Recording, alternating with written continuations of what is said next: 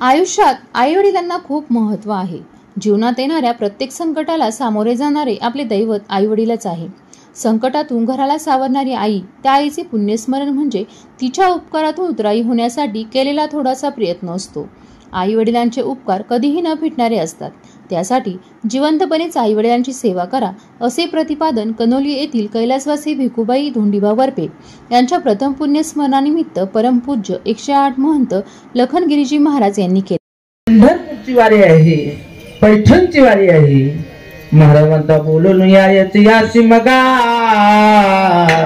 झाला होता कविसिया मोठा. महाराज म्हणता शिंगा नावाचा सण आहे. त्यांनाही आनंदानं त्या ठिकाणी महाराज म्हणता, कारण का सहज विचारलं.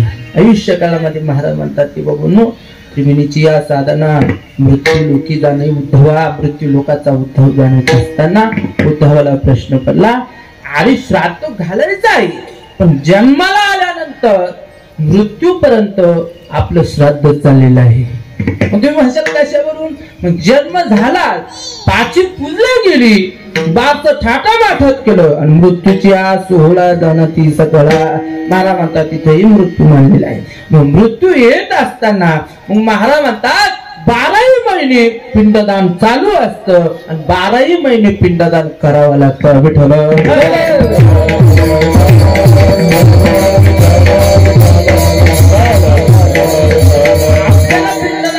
खऱ्या अर्थानं 3 पिंडदान माहित आहे आणि ते पिंडदान दशक्रिया विधीची साधना पहिलं पिंडदान करतात.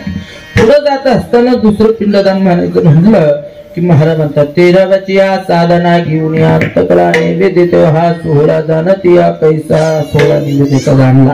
तो सोबत घेतला आणि शेवटच्या या पितरातून मुक्ती मिळावं, मोक्षाची प्राप्ती मिळावं, त्याकरता ज्ञानदान आहे, अन्नदान आहे आणि भक्तीचं वातावरण म्हणजे खऱ्या अर्थानं संत महात्म्यांची मांडली आहे.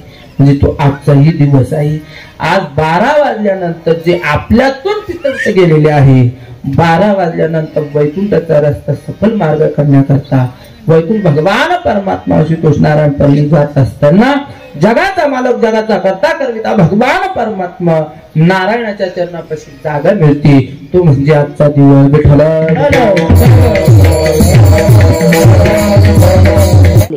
सोमवार दिनांक 31/3/2025 रोजी सकाळी 10 वाजता वाबळे वस्ती कनोली तालुका संगमनेर या ठिकाणी कैलासवासी गंगा भागीरथी भिकुबाई धोंडीबा वरपे यांच्या प्रथम पुण्यस्मरण कार्यक्रमाचे आयोजन केले होते. यावेळी नीलकंठेश्वर आश्रमाचे मठाधिपती परमपूज्य 108 महंत लखनगिरीजी महाराज यांचे हरिकीर्तन झाले. यावेळी या कार्यक्रमासाठी 108 महंत नीलकंठगिरीजी महाराज, 108 महंत वाल्मिकगिरीजी महाराज आदींसह विविध क्षेत्रातील मान्यवर, सरपंच, उपसरपंच, सदस्य, सोसायटीचे चेअरमन, व्हाईस चेअरमन, सदस्य व सर्व संस्थांचे पदाधिकारी, कनोली व कनोली पंचक्रोशीतील ग्रामस्थ मोठ्या संख्येने उपस्थित होते. कीर्तनानंतर आलेल्या पाहुण्यांनी कैलासवासी भिकुबाई धोंडीबा वरपे यांना शब्दरूपी भावपूर्ण श्रद्धांजली वाहिली. असलेले कुटुंब त्यांनी बघा समोर आपल्याला त्यांनी आपल्या आईच्या स्मरणार्थ त्यांनी झाड लावलेलं आहे आणि त्याला नाव दिलंय भिकुबाई स्मृती असं त्या झाडाला नाव दिलेलं आहे. आणि या झाडाची आठवण ही त्यांना कायमच आपल्या आईची आठवण त्याला त्या राहणार आहे. आणि या झाडाचं चांगल्या प्रकारचं संगोपन त्या ठिकाणी होतोय आणि ते झाड बघा वर्षामध्ये किती ते वाढलेलं आहे आणि आईची आठवण म्हणून त्यांनी ते झाड लावलेलं आहे. खरोखर या बापच्या वरपे परिवाराला खरोखर धन्यवाद दिले तेवढे थोडे. आज आपल्याला सगळ्यांना वरपे परिवार आणि 1 वर्षापूर्वी या परिवारावर जे छाया होतं ते छाया हरपून गेलं आणि सांगितलं. आता महाराजांनी आपल्याला उपदेश केला याचप्रमाणे आपल्या परिवारामधून ज्या वेळेस आपले जे ज्येष्ठ व्यक्तिमत्व असतं ते आपल्यातून ज्यावेळेस निघून जातं त्यावेळेस आपल्याला त्याची महती कळते.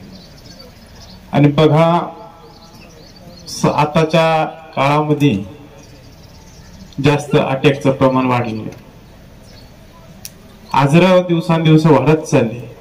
त्या आजीकडे बघितलं तर आजी 101 वर्ष जगल्या आणि पहिलं खानपान, पहिलं निरोगी राहणं व्यसन न करणं हे पहिले लोकांचं होतं.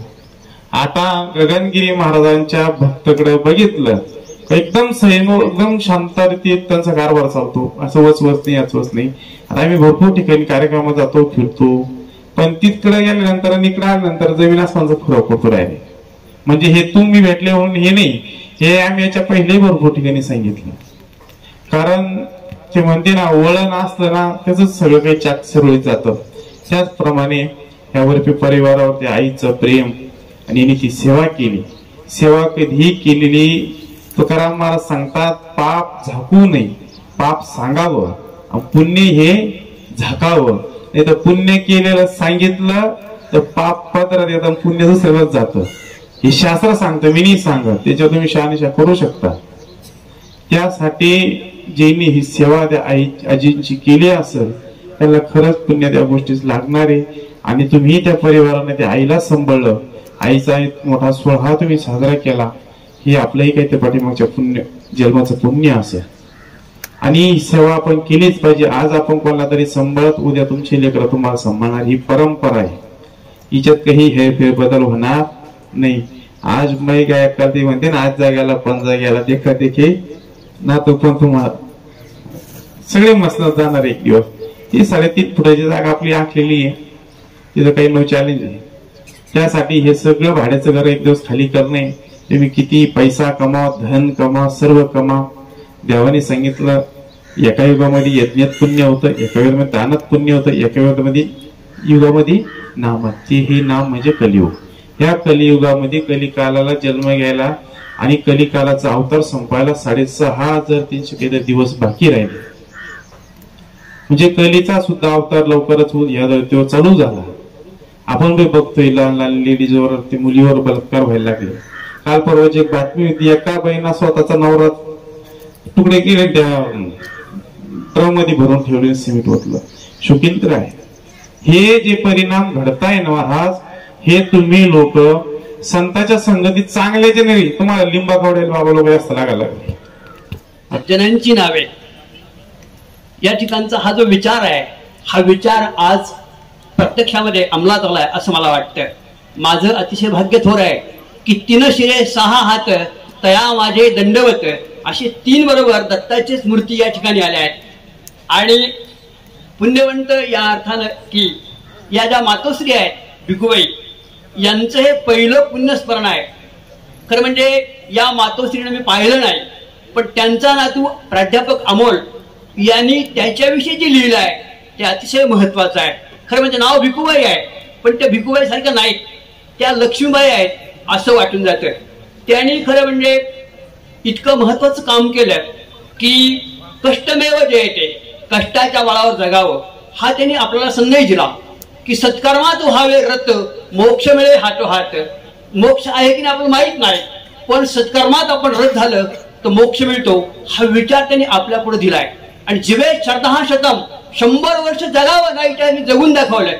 आणि इतकं समर्थपणे त्या जागल्या की त्यांचा एक डोळा अतिशय उत्तम प्रकारचा होता, त्यांचे कान देखील शाबूत होते, त्यांचे 32च्या 32 दात देखील शाबूत होते. आणि ही गोष्ट आज आगळी वेगळी आहे की त्यांच्या हातामध्ये काठी नव्हती. हे सगळं अप्रतिम आहे असं मला वाटतं. आणि खरं म्हणजे त्यांचे 4 मुलं आणि 1 कन्या, किती भाग्यवान आहे. संस्कृतमध्ये सुभाषित आहे की मातृहस्तेन भोजनम इति भोजनम. आईच्या हातचं जेवण हे खरं जेवण असतं, भार्याच्या हातचं जेवण हे तितकंच चांगलं नसतं, परंतु मातृहस्तेन भोजनम इति भोजनम.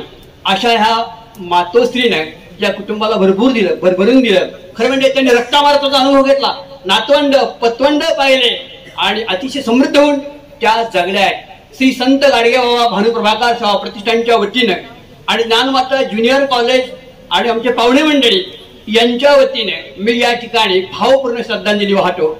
अमोल वरपेसर यांनी आपल्या आजीला भावपूर्ण श्रद्धांजली वाहत उपस्थितांचे आभार मानले. आमच्या आजी वैकुंठवासी गंगा भागीरथी भिकुबाई धोंडेबा वरपे यांचं आज प्रथम पुण्यस्मरण.